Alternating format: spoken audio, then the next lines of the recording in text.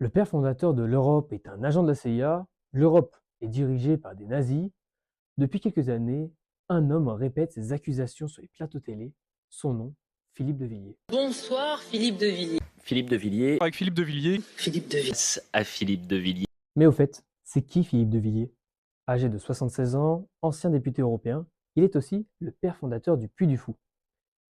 Très engagé en politique pour le parti d'extrême droite Reconquête, Philippe de Villiers s'est fait connaître pour ses prises de position conservatrices, très critiques envers l'Union européenne.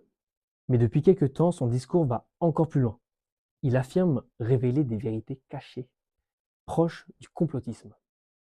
Dixit Jean Monnet. C'est dans le bureau de Roosevelt qu'en fait est émise cette idée. Il faut faire les États-Unis d'Europe qui seront le complément des États-Unis d'Amérique. Selon Philippe de Villiers, Jean Monnet, l'un des pères fondateurs de l'Union européenne, aurait été acheté par les États-Unis et manipulé par la CIA. En réalité, Jean Monnet est reconnu, aux côtés de Robert Schuman, comme l'un des acteurs principaux de la construction d'une Europe pacifique après la Seconde Guerre mondiale.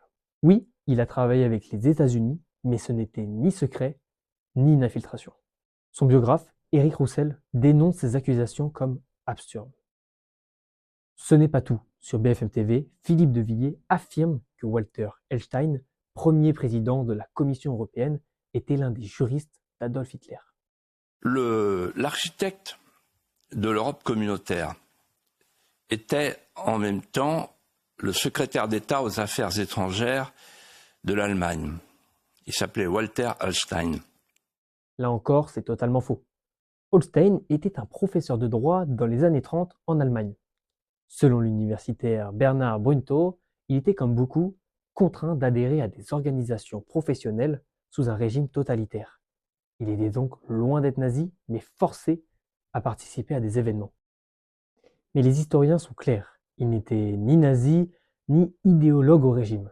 Dire que l'Europe a été construite par un nazi, c'est une déformation. Mais pourquoi ces récits ça marche?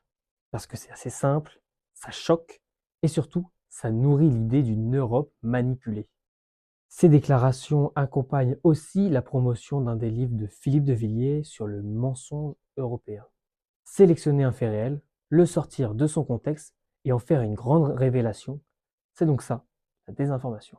On retrouve d'ailleurs ce genre de discours chez Marine Le Pen, Éric Zemmour ou encore Donald Trump à l'international. Aujourd'hui, ce n'est rien, c'est un no man's land commercial.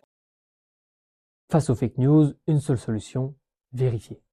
Par exemple, à Nantes, dans la Maison de l'Europe, on peut y retrouver des documentations accessibles et vérifiées.